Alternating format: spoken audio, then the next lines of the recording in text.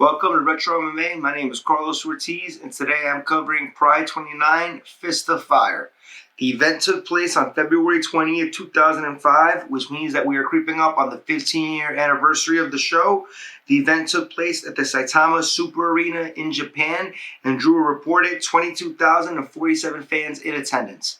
The main event features Mark Coleman taking on Croatian heavyweight Mirko Krokop, as well as the return of Quentin Rampage Jackson versus Murillo Ninja Rua and Antonio Little Nog Nogueira versus Alistair Overeem. Like has been the case with a lot of previous Pride events I've covered on this page, the records, age, and weight of the fighters aren't usually listed throughout the broadcast, so I've gotten a lot of that information myself from SureDogs, just a heads up in case something doesn't quite line up right. It's for that reason. First bout of the night features Hirotoka Yokoi taking on Mario Sperry. Yokoi comes in with a 10-2 overall record, including a 1-2 mark inside of Pride Fighting Championship. He is 26 years of age and has losses to both Big Nog and Heath Herring so far. As for Mario Sperry, he is 11-3 overall, including a 3-2 mark inside of Pride. Sperry is perhaps more well known for starting up the infamous Brazilian top team. The bout starts off slow as Sperry tries to clinch before the ref breaks it up about a minute into the opening round. Both fighters are trying to strike, but neither looks particularly comfortable standing. Sperry does land a good low kick and punch about 2.5 minutes in, as both fighters then try to take the other down, but during the scramble at some point, Sperry gets cut and they stop the action to clean the cut. When the action resumes, both fighters continue to clinch, but neither's doing much as we approach the halfway mark of the opening round. Sperry does land some good clinch knees until Yokoi trips Sperry down, but Sperry capitalizes by almost taking Yokoi's back before settling in on a front headlock. From there, he starts teeing off with knees to the head. It's about 4 minutes left in the round, and Sperry's relentless with the knees, landing maybe 24 strikes to Yokoi as he's on all fours. Yokoi looks like he's starting to wilt, but that's when Sperry starts throwing soccer kicks and landing a few before going back to the knees on the head. Sperry takes his foot off the gas for about a minute before picking up the pace again with knees until the ref finally stops the bout at the 9:08 mark of the opening round. Yokoi would fight one more time in Pride, losing to Quentin Rampage Jackson, and he would retire from MMA in 2007, but would find success in Japan as a pro wrestler. As for Sperry, he would fight one more time in Pride before retiring from MMA in 2007 to focus on coaching and building up the Brazilian top team. Second bout of the night features Tom Erickson taking on Fabricio Werdum. Tom Erickson comes in at 40 years of age with a 10-1-1 overall MMA record, including a 3-1 mark inside of Pride, where he made his debut with the company way back in 1999. He is coming off a 3-year layoff here, and you can see young John Fitch in his corner. As for Fabricio Werdum, he comes in at 27 years of age with an overall 4-0-1 mixed martial arts record. He is making his Pride debut here, and it's his first fight on a world stage, but he's already a very accomplished Brazilian Jiu-Jitsu player. Erickson does have a big weight advantage here on Werdum, but we have a fun clash of styles here between the wrestler and the Brazilian Jiu-Jitsu fighter, as Tom shows off his power early with a strong clinch and punch that appears to hurt Werdum, but Werdum shoots a deep shot in that Tom still stuffs and actually tosses Werdum with the body lock about 20 seconds into the bout. Eventually, Tom lets Werdum back up, and again Werdum shoots in, but Tom stuffs it and pulls up on top position with about a minute into the round. Tom is cruising for about a minute into the round, but when he backs off for a second, Werdum lands a hard up kick that appears to hurt Tom. Werdum gets back to his feet and lands some quick punches on Tom about 3 minutes into the bout. From there, Erickson clinches Werdum before Werdum pulls guard about 3.5 minutes into the round. Werdum is threatening with a triangle choke, but Tom escapes and lets him back to his feet about halfway through the round. Tom looks visibly tired here, and he starts a wrestling exchange, and Werdum takes advantage as he takes Erickson's back, lands some good ground and pound, and grabs a one-arm rear naked choke to get the tap out at the 5:11 mark of the opening round. For Tom Erickson, this will be his last fight in Pride, and he would only fight 2 more times before the Big Cat would retire from the sport in 2008. As for Fabricio Werdum, what an incredible debut here for him, as he would show the intangibles that would later make him an all-time great heavyweight. Mostly his willingness to fight aggressively, either standing or on the mat, while always looking for the finish. Werdum would go 4-2 in Pride overall before leaving the organization when the organization folded, where he'd come to North America to fight and compete both in the UFC and Strikeforce. Along the way, he cemented himself a legend in the division by defeating Fedor in 2010 and ending his legendary win streak, and also by winning the UFC heavyweight title in 2015 by defeating Cain Velasquez. Werdum not only still fights for the UFC today, but he's still a highly ranked fighter within the division. Third bout of the night features Hiromitsu Kanehara taking on Mauricio Shogun Rua. Kanehara is 34 years of age with an overall 15-12 MMA record, including an 0-3 mark inside of Pride. But he has fought top guys in his career like Wanderlei Silva, Matt Hughes, Mirko Krokop, Antonio Nogueira, and Dan Henderson. As for Mauricio Shogun Rua, he is 23 years of age here with an overall 7-1 mixed martial arts record, including a 3-0 mark inside of Pride, with all of his wins coming by knockout. He's a real prospect here, and Pride is bringing him along slowly. Shogun comes out looking to clinch, but Kanehara wants no part of it as he goes to the ground, but Shogun threatens to take his back in the process. Kanehara gets back to his feet and Shogun lands a strong body kick almost a minute into the bout. Shogun looks really explosive and athletic here as he lands a punch that glazes Kanehara, and as he's falling over, he immediately jumps up and stomps Kanehara in one smooth motion. Shogun lands some ground and pound from side control before he stands up and lands a sock kick to Kanehara as he's attempting another stomp. Shogun lands two more partial stop and kick combinations while mixing in ground and pound before the contest is waved off at the 140 mark following another Shogun sock kick to the head. This would be the final fight for Kanehara in Pride, but he would keep fighting until 2013, compiling a 19-27-5 record along the way. As for Mauricio Shogun Rua, this is the beginning of what was probably the biggest year of his career and arguably the best year for a mixed martial artist in history, as he would win the 2005 Middleweight Grand Prix and win the prestigious tournament and become an MMA legend only 3 years into his career. Overall, Shogun would go 12-1 for Pride, with his only loss being a controversial loss to Mark Coleman. Shogun would come to the UFC in 2007 and eventually win the light heavyweight title in 2010. Fourth bout of the night features Yoshiki Takashi taking on Igor Vorkanchin. Takashi comes in at 35 years of age with an overall 26-18 professional mixed martial arts record. He began fighting in 1993, which includes a win in his lone UFC appearance in 1997. He's 0-1 in Pride, coming off a loss to Heath Herring, but he has fought notables like Ken Shamrock, Josh Barnett, and Bas Rutten along the way. As for Vorkanchin, he's 31 years of age with an overall 54-8 record, including a 1-no contest. His career began in 1995 and includes a 16-6 record inside of Pride. He's a long-time respected vet of the promotion. Tentative opening 45 seconds here, with Takashi landing some good leg kicks along the way, but Igor definitely has a hand speed advantage here. Igor lands 3 quick, powerful right hands that crumble Yoshiki where he stands and ends the contest brutally as he's out cold at the 1-10 mark of the opening round. Takashi would fight one more time in Pride, losing to Vitor Belfort, but would continue fighting until 2013 before retiring and coming back for one more fight in 2018. As for Vorkanchin, he would fight twice more for Pride, losing bouts to both Alistair Overeem and Kazuhiro Nakamura before retiring from MMA in 2005. Fifth bout of the night features Stefan Liko taking on Kazuhiro Nakamura. Liko is 30 years of age with an overall 0-2 record in Pride and in mixed martial arts, losing both of his bouts by submission. Liko was a world-class kickboxer with K1 level experience before transitioning to mixed martial arts. As for Nakamura, he's 25 years of age with an overall 4-3 mixed martial arts record, with all of his bouts taking place in Pride. He's already fought Big Nog twice, Murillo Bustamante, and Dan Henderson in his short mixed martial arts career. Nakamura punches his way into the clinch and scores a takedown 15 seconds into the bout. Kazuhiro gets right after it with ground and pound, and he's relentless here, and Liko's in trouble. Kazuhiro just keeps the punches coming, and the bout is waved off at the 54-second mark of the opening round. Liko looks fine and pops right back to his feet, but did take a lot of unanswered punches in a short amount of time, including a few late ones by Nakamura as the ref has to pull him off. This would be Liko's final career MMA bout as he would return to kickboxing and continue finding success in that sport. As for Nakamura, he would go 11-6 for Pride, fighting with the organization until the end, and he would go on to have an 0-2 stint with the UFC. And he would continue fighting in MMA until 2014 when he would retire from the sport. Sixth bout of the night features Mu-Bei Choi taking on Sergey Karatonov. Choi is 34 years of age with an overall 5-0 mixed martial arts record, including a 4-0 mark inside of Pride. As for Karatonov, he's 24 years of age with a 9-1 overall mixed martial arts record, including a 4-1 mark inside of Pride. Sergey comes out aggressive and is trying to land something meaningful, but Choi's doing a good job avoiding damage early. Choi's trying to stay aggressive here, but it's obvious that he doesn't have the stand-up to compete with Sergey standing. Sergey landing a few good low kicks as Choi tries to clinch, and Sergey's starting to find his groove about 2 minutes into the bout.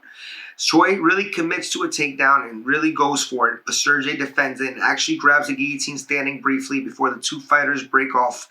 When the fighters break off, Sergey starts picking up the pace and starts connecting with a lot of power punches. Choi tries to hang tough, but eventually he succumbs, and the fight is waved off at the 3:24 mark. This would actually be the final fight for Choi inside of Pride, despite being 4-0 before this loss. However, he would continue fighting in MMA until 2018. As for Karatonov, before and after the fight, Bas Rutten was really stating his belief that Karatonov would eventually one day be the Pride heavyweight champion, and it was just a matter of time. Overall, Sergey went 8-3 for Pride, but never did fight for their heavyweight title. He would also never fight for the UFC, but did fight for Bellator and Strikeforce, where he's still active today. Seventh bout of the night features Aliv Makhamed taking on Kiyoshi Tamura. Makhamed is 34 years of age, born in Azerbaijan. He was a two-time freestyle wrestling champ for his home country, but is making his MMA debut here at 4 Pride Fighting Championships. As for Tamura, he's 35 years of age with an overall 27, 11-3 mixed martial arts record, including a 2-3 mark inside of Pride. He's a longtime Japanese MMA vet, and he has beaten notable MMA fighters like Pat Miletich, Renzo Gracie, and Jeremy Horn so far. Tamura lands good leg kicks to start, and Aliv clinches and holds Kiyoshi in the corner until the ref breaks it up over a minute into the bout. Both men resume the striking, and both look really sloppy swinging, but Tamura is landing better body kicks throughout. Aliv already looks winded, and there's a long, odd pause in the action with both men staring at each other as we hit the 2-minute mark of the opening round. Aliv catches a body kick and gets a brief takedown where he eventually lands a few headlock knees before Tamura returns to his feet. As we pass the 3-minute mark, Aliv really slowing down and looking winded here. Tamura lands a hard knee to the body as Aliv tries to shake it off. Both fighters jump and Aliv accidentally gets low blowed and Aliv in a lot of pain. He's face first on the mat in pain, and the commentating team keeps suspecting the bout won't continue. But after a full 5 minutes, maybe more, the bout does finally continue, and Aliv again jumps to cover the distance as the bout resumes. As the commentating team laughs, they can't figure out why he keeps jumping to cover the distance despite taking that low blow.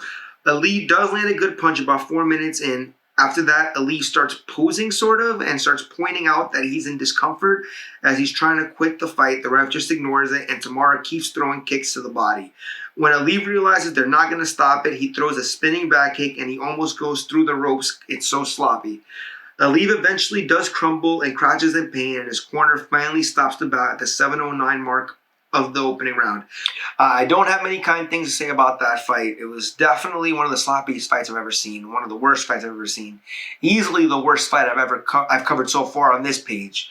I'm not sure who I want to blame either. I'm guessing pride has a lot to do with it, considering that Aliv was making his MMA debut here against Tamura, who had 41 professional bouts before this. So it was definitely a bit of a mismatch. And aside from that, I kind of didn't really enjoy the commentating team having as much fun as they had at Aliv's expense.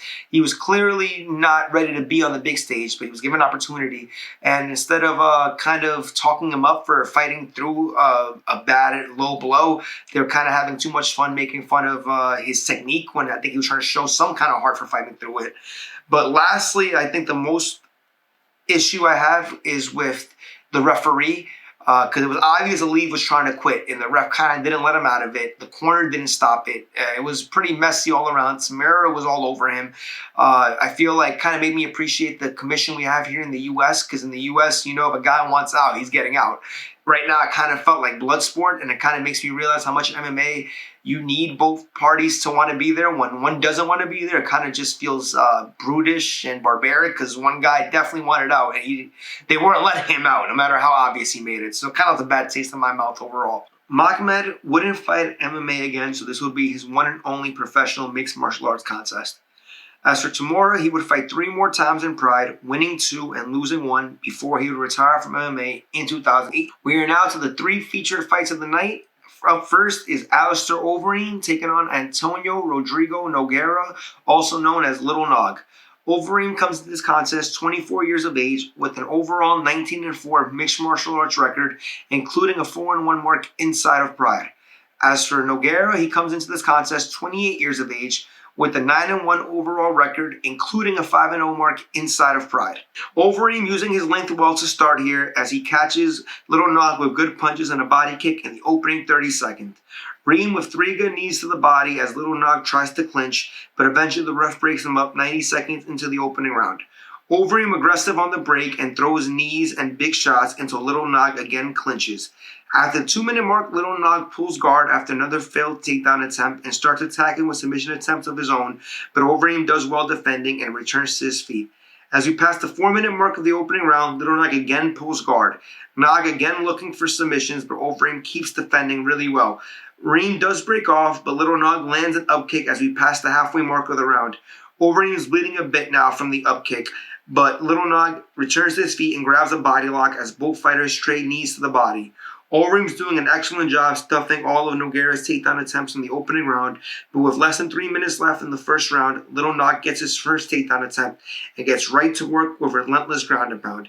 He throws non-stop punches on a grounded Overeem for the final 2 minutes, and with that effort, Little Nog probably steals the opening round.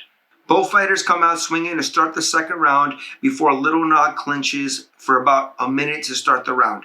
Eventually, Nog tries to take down but fails, and Overeem ends up on top. Both fighters return to their feet with about 3 minutes left in the second round as the ref warns both fighters to pick up the pace and fight a little more. I would say a little unneeded there and definitely an aggressive ref. Overeem lands a takedown on the restart, but Little Nog's ground game started to threaten Overeem, but eventually he uses grappling to return to his feet. He takes down Overeem with 90 seconds left in the round. Nog mounts briefly, but Overeem hangs tough and is trying to survive. Eventually, though, Nog takes full mount with about 30 seconds left and is opening up with hard ground and pound. Overeem barely makes it to the bell as Little Nog steals around with another strong ending here. Little Nog gets a takedown 25 seconds into the final round before Overeem returns to his feet, but there he's met by an aggressive Little Nog opening up with his boxing in this third and final round. He's very confident here standing as Overeem is fading and his strikes have lost most of their juice by this point. Little Nog hurts Overeem about halfway through the round, and Little Nog is all over him trying to finish this bout, but Overeem is able to catch his breath and actually takes top position with about 2 minutes left in the round. After 30 seconds, the ref stands them both up and actually gives both fighters a yellow card, which I find very unnecessary. Overeem was clearly just trying to recover, and the ref was not needed there outside of just to stand up, possibly. Little Nog resumes his striking attack and then lands a trip takedown and gets on top of Overeem with under a minute left. Nogueira passes the side control and is looking for a Kimura, but Overeem is able to roll into top position where he remains until the end of the bout. Really good fight. Nogueira definitely won a clear decision unanimously. Competitive contest. The only thing that kind of left a bad taste in my mouth was the ref involvement late, especially with the yellow card, when it was not needed in a very close competitive fight. Kind of left a bad taste in my mouth, but I guess I should be used to that now with all the Pride I've been watching lately. This was an early career loss for Overeem as he was still developing into the Ubereem we know today. Overall, he would go 7-7 for Pride, but it was after Pride when he would move up to heavyweight and win world titles in Strikeforce, Dream, and K1 Kickboxing before making his UFC debut against Brock Lesnar in December 2011. He is still a ranked heavyweight in the UFC today, including fighting for the world title in 2016 in a losing effort to Stipe Miocic. As for Little Nog, he would go on to compete in the Pride Grand Prix later that year, losing to Mauricio Shogun Rua in the tournament. Overall in Pride, he would go 8-2. Little Nog would make his UFC debut in 2009, and he still fights for the UFC today. In the co-main event, we have Murillo Ninja Rua taking on Quentin Rampage Jackson. Rua comes into this contest at 24 years of age with a 10-4 overall mixed martial arts record, including a 5-4 mark inside of Pride. He's coming off of a KO loss to Sergey Karatonov. As for Quentin Rampage Jackson, he comes to this contest at 26 years of age with a 21-5 overall mixed martial arts record, including a 9-4 mark inside of Pride. He's coming off of a failed title shot loss to Wanderlei Silva, where he lost via brutal knockout, but he's obviously still a top contender in Pride's middleweight division. Ninja comes out aggressive and is trying to clinch and looking for a takedown, but both fighters exchange knees to the head. After the opening minute passed by, they break from their clinch. Rampage doing a good job stuffing takedowns because Ninja's really relentless looking for one. Ninja continues searching for a takedown, but Rampage is not only able to stuff it, but end up on top with about 8:20 left in the round. Jackson lands some good ground and pound before Ninja creates a scramble and returns to his feet. Ninja continues looking for a takedown, but Rampage keeps stuffing them. Ninja does land some good clinch knees to the body, though. 2 minutes go by with Ninja clinching and holding Rampage, and that's when Rampage picks Ninja up and lands a strong takedown as we pass the 4-minute mark of the opening round. Jackson gets side control and lands a few knee strikes to the head before Rua gets back to his feet, where he quickly lands the first takedown attempt about halfway through the round. Rua works on top for about 30 seconds before Jackson gets up and gets his own takedown, where Ninja also gets right back up. Both guys really impressing me here with their wrestling and scrambling ability. The ref breaks up their clinch with about 3:20 left in the round, and Ninja starts opening up with good strikes and avoiding Jackson's counter attempts.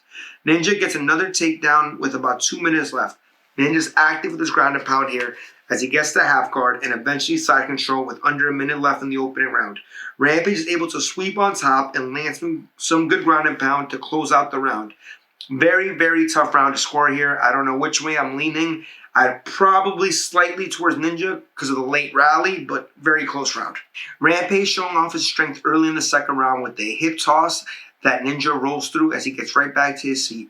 Rampage with another strong takedown about 40 seconds into the round.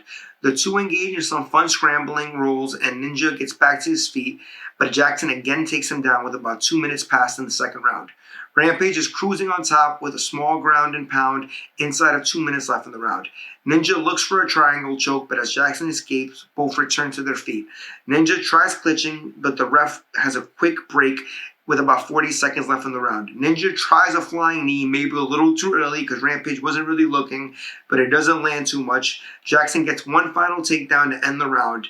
For me, it's a clear round for Rampage. I would say the big difference here between this and the first round is that this time he was the one looking for takedowns, and I think he was much more successful while looking for the takedown. Ninja comes out aggressive here to start the third and final round as he's trying to strike. He clinches and picks Rampage up, and when it seems like he's going to slam him and get on top, Jackson is able to power through and end up on top. I'm really impressed with Rampage's wrestling here, as it's the second or third time in this fight. It seems like for sure he's going to go down, and each time he's able to end up on top. Quality wrestling here by Jackson. He's on top with about a minute left in the third and final round. Ninja gets up, and as Rampage works on a guillotine, Ninja uses the chance to slam Rampage, but Jackson is able to roll through and ends up on top again. Rampage is briefly in north and south position before Ninja gets back up again. Ninja is able to get a takedown with about 3 minutes left in the round. Ninja gets his side control. He's not particularly active with his ground and pound here, but he does attempt a key lock that Jackson defends well. With just under 2 minutes left, Rampage powers back up to his feet. That's when Jackson grabs Ninja with the clinch, picks him up, and slams him hard on his shoulder, neck, and head area with about 90 seconds left. Definitely the most high-octane moment of the fight. Jackson takes side control here. It's a very biased commentary team. I'm specifically notable in the third round as they keep talking up Ninja's victory even after Rampage gets a huge slam. Ninja gets back to his feet with about a minute left, and Ninja looks for a takedown of his own to end the bout, but Jackson continues stuffing it. Commentary team will not stop talking about this clear Ninja win here, which I personally just don't see yet. Final score, Rampage wins a split decision.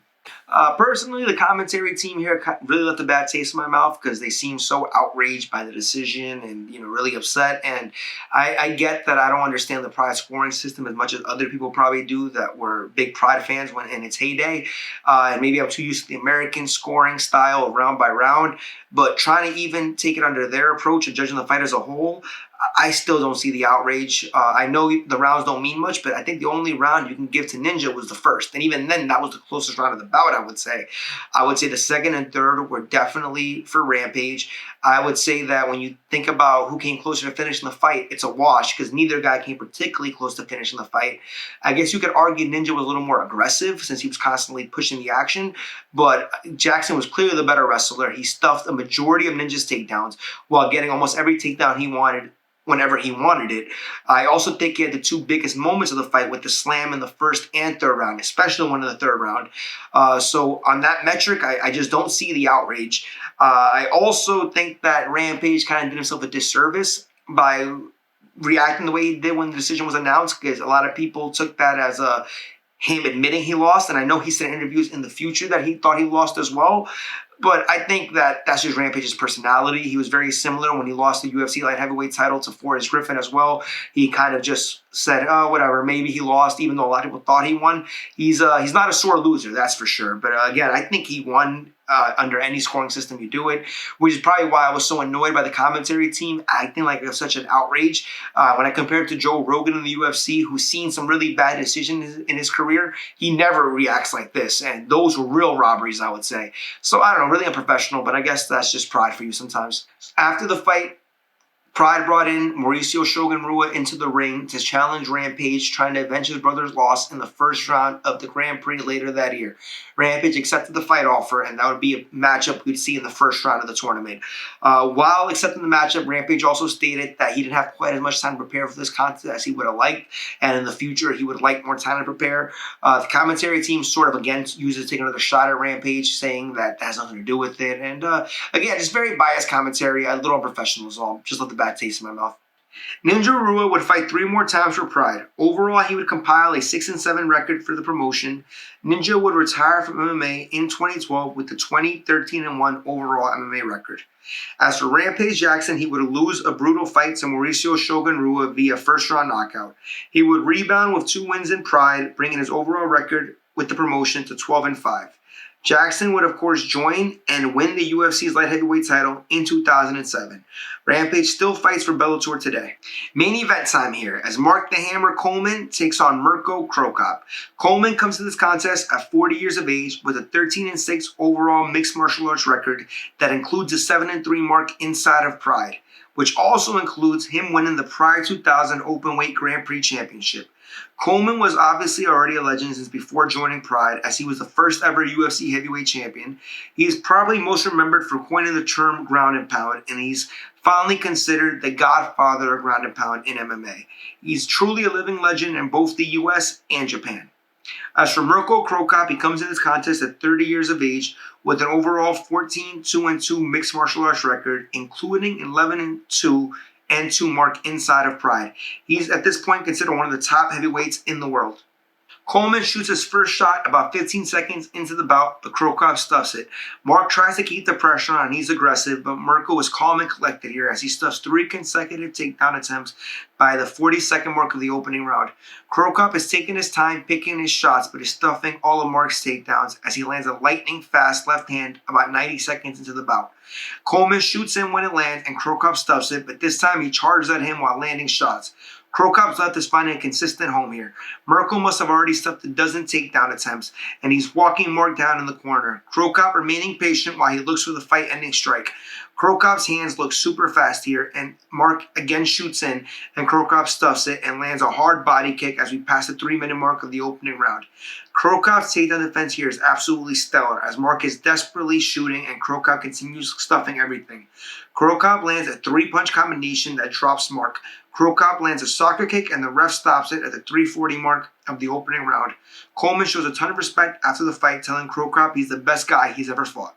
There was a lot of attention in the post-fight interview to see if Mark Coleman would retire from the sport following his loss to Cro Cop, and although he gave the Croatian tons of credit, he did say he wasn't going to quit fighting yet and would be back. He would return to Pride about a year after this fight and upset Mauricio Shogun Rua in a kind of a controversial ending. Coleman would finish his run with Pride in 2006 with an overall 8-5 record for the promotion. Coleman would be inducted into the UFC Hall of Fame in 2008 before returning to the UFC for a 3-fight stint to close out his career. And in February 2010, he lost to fellow UFC Hall of Famer Randy Couture in the final fight of his career. As for Mirko Cro Cop, he would fight one more time before challenging Fedor for the Pride Heavyweight Championship. In a fight, he would come up just short and lose to the all-time great Russian. Cro Cop would rebound, though, and win the 2006 Pride Openweight Grand Prix. Cro Cop would use this opportunity to join the UFC in 2007. Cro Cop's UFC career wasn't quite as successful as his run in Pride, but he would still go on to have a long and successful combat sports career afterwards, where he won MMA titles in Rizin and also a K1 Grand Prix championship in kickboxing. Cro Cop would retire from MMA in 2019 following a stroke, and I hope the Croatian legend is doing well as he made a lifelong fan out of me. Overall, for Pride 29 Fist of Fire, I'm going to give the card a B grade. If I'm being honest with you, B might be a little low for the card, considering that it had a bunch of vicious knockouts and good performances by guys like Mauricio Shogun Rua, Mirko Cro Cop, Igor Vokhanchin, and Sergey Karatonov. Plus, it had two really competitive fights, which is usually where I've had issues when I do these reviews, that there's not enough close contest. The Little Nog versus Overeem fight was really good, and the Ninja versus Rampage fight was even better, I would say. So maybe B might be a little low, but I just need to dock some points for how bad the Tamara versus Makomed fight was. When I tell you that it's the worst MMA fight I may have ever seen, I mean it. It was awful, and the commentary team really made the whole viewing experience a little worse too, especially as they kept commenting throughout the Ninja and Rampage fight what a robbery it was. And I felt the whole thing felt kind of professional to me at some points. So that kind of left a bad taste in my mouth, but that's pretty small. Overall, the card was pretty exciting. But that wraps up Pride 29. Catch us here next time on Retro MMA as I review UFC 81 Breaking Point. My name is Carlos Ortiz, and I'll see you next time.